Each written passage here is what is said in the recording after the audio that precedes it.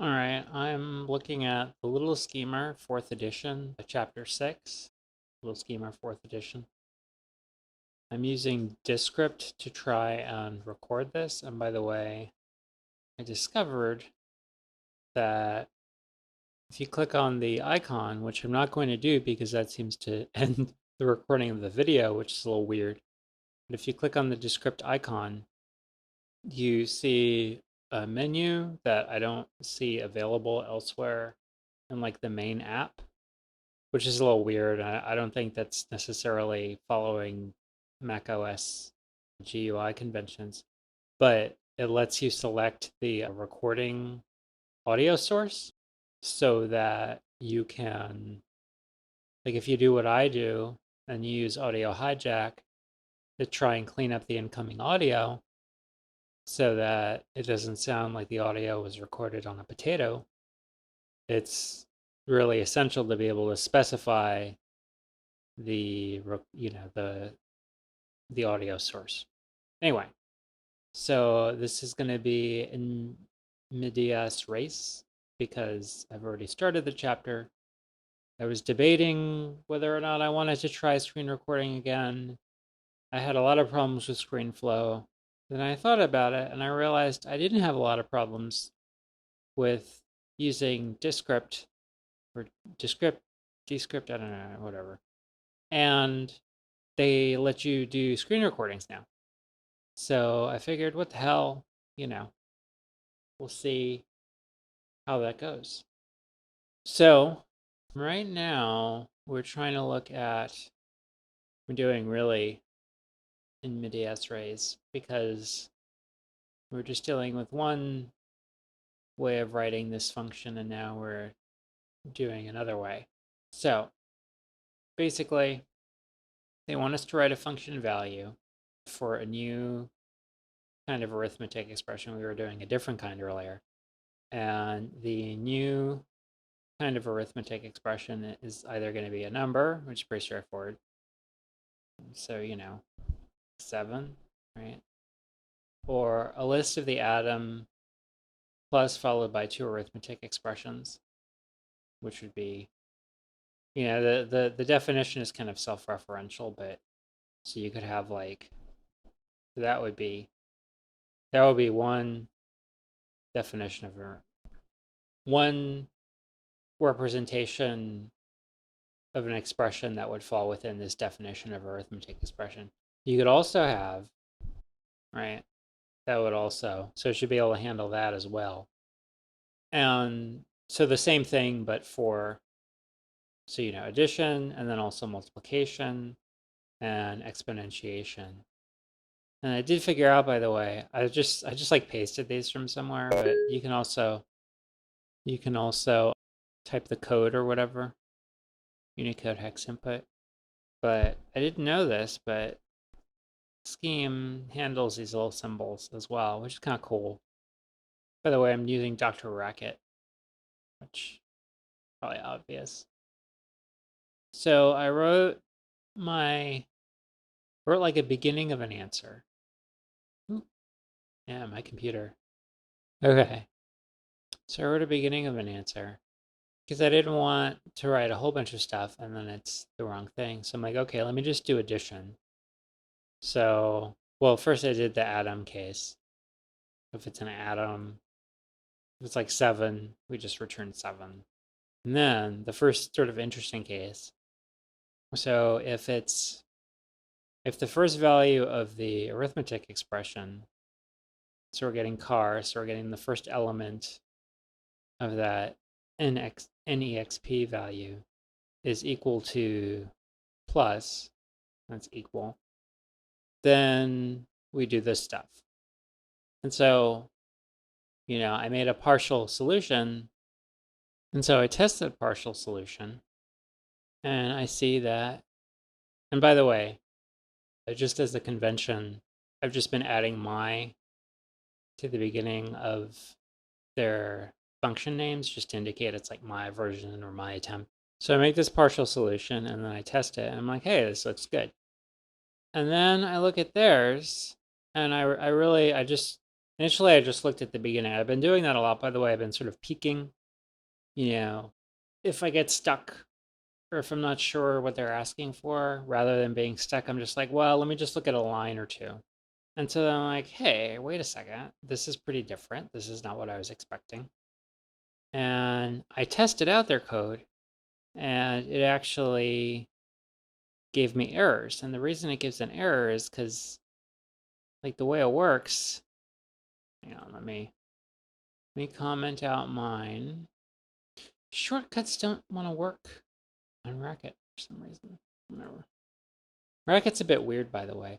Like with the newer version of it, I have to like actually to get it to launch, I have to go in. I have to do like show package contents and find the like actual executable file. It's a bit strange. I don't know what's going on there. Anyway, so this is like a snippet of their version, just for the addition part. And so you see it gives this error. And I did the trace. And I'm writing this out because I'm doing this blog thing, but just to show it, just to show the whole thing.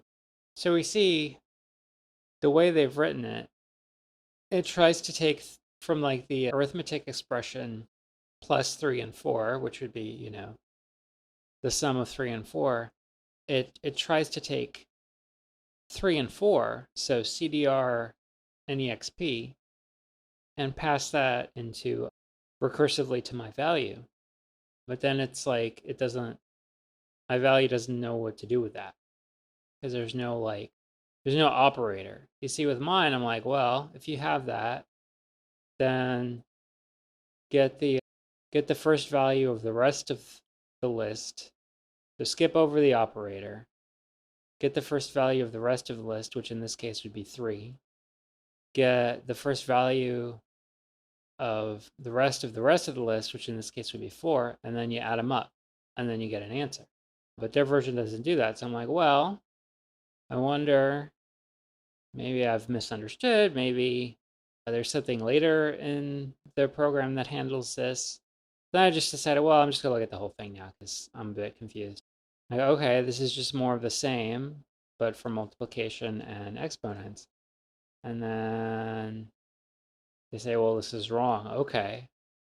By the way, the style of this book I find helpful because it's a lot of short answers, like short questions and short answers. So if I have to read something, I don't feel like I'm ruining like a scare part of a scarce number of problems. It's like if there's a whole big chapter and there's 10 questions, you kind of don't want to waste them, you know, by reading the answer when you're stuck. You really want to try and figure it out. If there's like, dozens of questions per chapter, and you're like, well, if I don't know, then I don't know. I'll just move on. So it makes reading ahead a bit when you're not sure like less costly, which I think is a good idea, which I think is one of the main benefits of this sort of style, along with just like more opportunities to check for errors and misunderstandings, which I think is important. So, all right, this is another thing I do. Hide. I wonder if there's a better way. Just have like some opaque effect just hanging permanently on part of the screen or something. But we'll just do it this kind of silly way. You can scroll stuff in the background, so it's fine.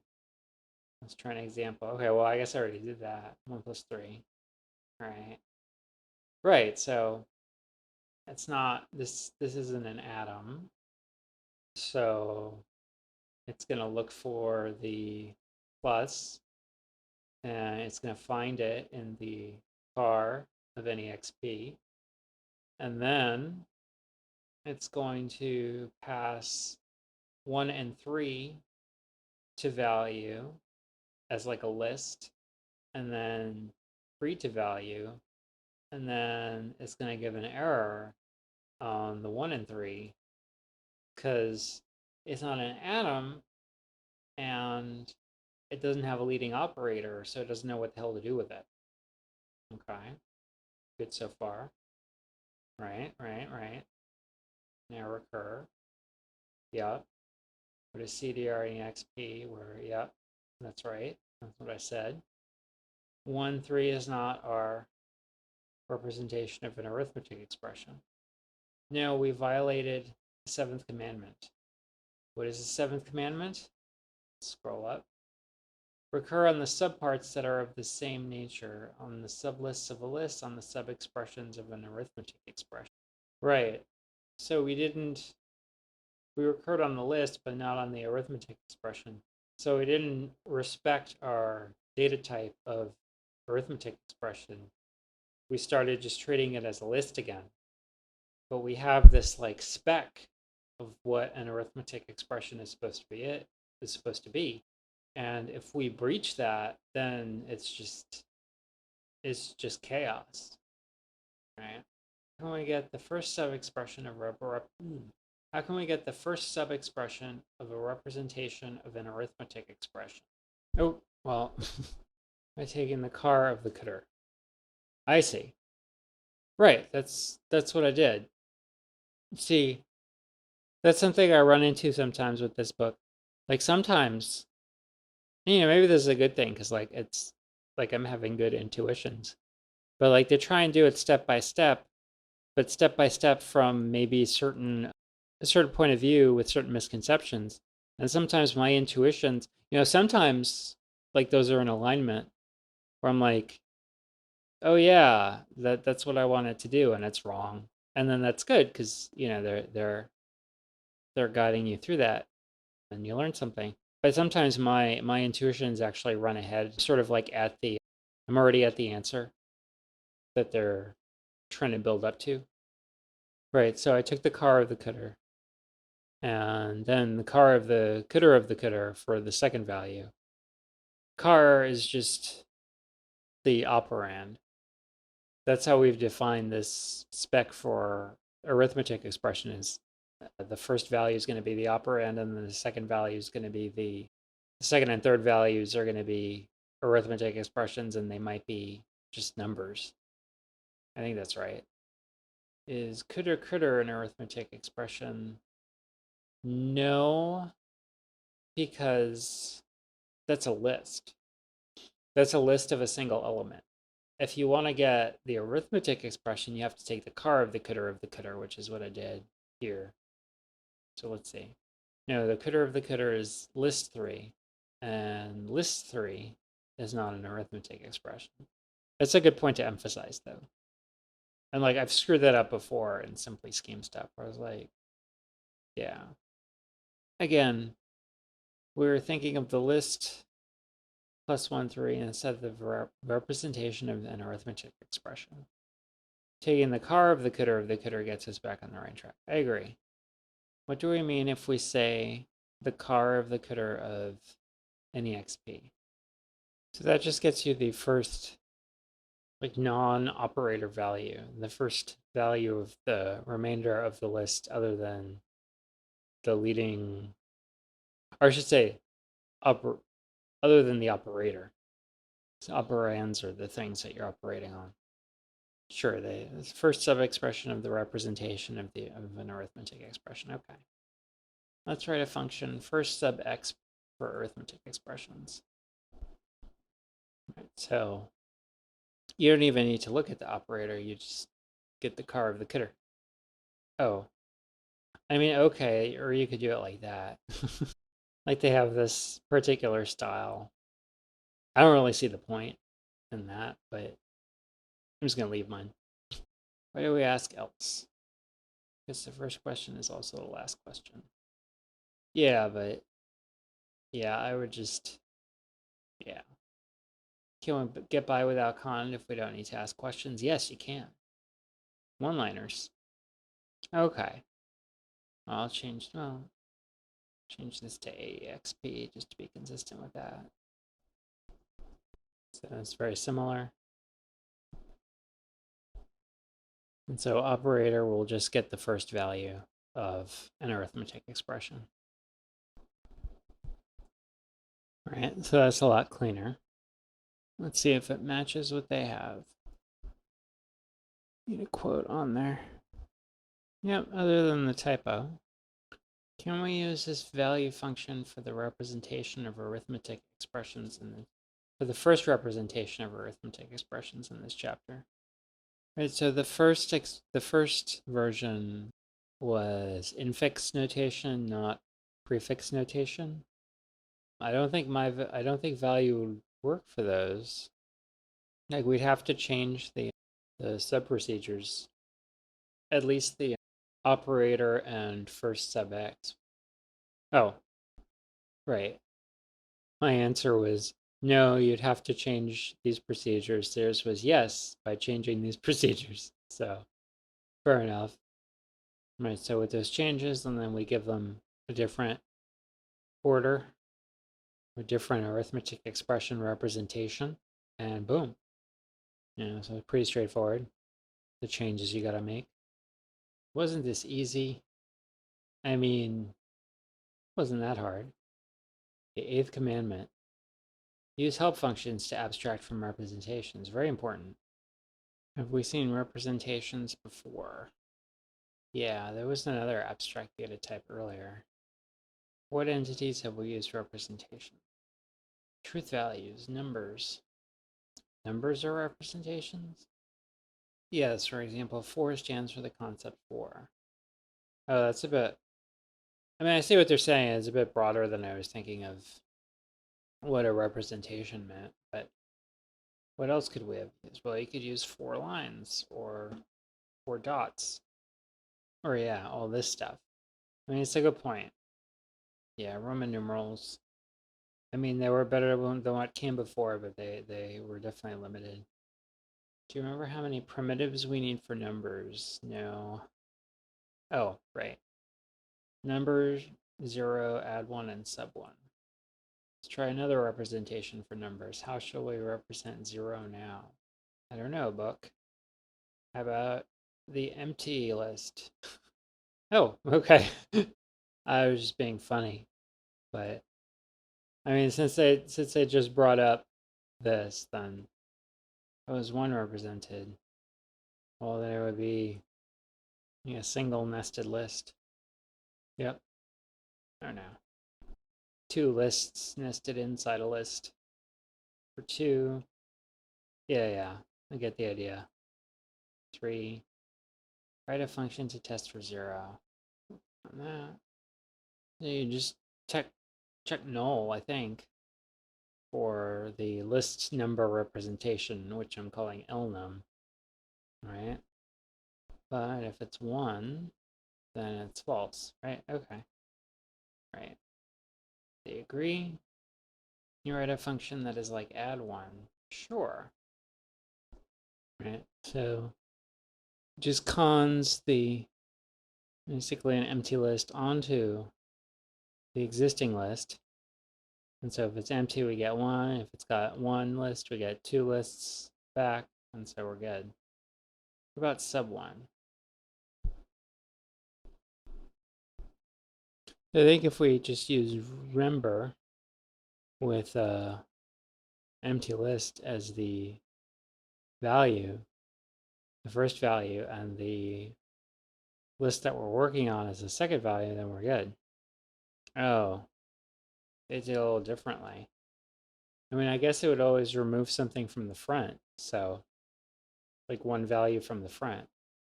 So sub 1 n, where n is the empty list, you get a new answer, but they say that's fine.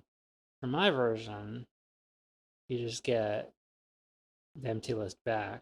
So I guess that's fine also. So I used my 0 to test for null. And then we've got 2 values. And if m is null, then we return n. And otherwise, we add 1 to n and sub 1 from m until m is 0. And so you can see we added 2 and 1 to nested list, 1 nested list. We get 3 with the my plus function. And you can see they did it slightly differently. And I talked about this in an earlier post, the add 1, 2 approaches to doing it and how it works. So I want to recapitulate that now. So now we're talking about lat, or a list of atoms. It works pretty straightforwardly. One thing that's notable about atom is that a list is not an atom. Numbers are, but the point that I think they're building towards is numbers in the new representation are not going to be atoms. Yeah. What is lat ls, where ls is 1, 2, 3, but in the empty list number representation it is very false. Is that bad? You must be aware of shadows. Okay. A little vague. It's a funny book sometimes. Okay, well, I'll call this a session, and assuming nothing went wrong, maybe I'll do another one later on.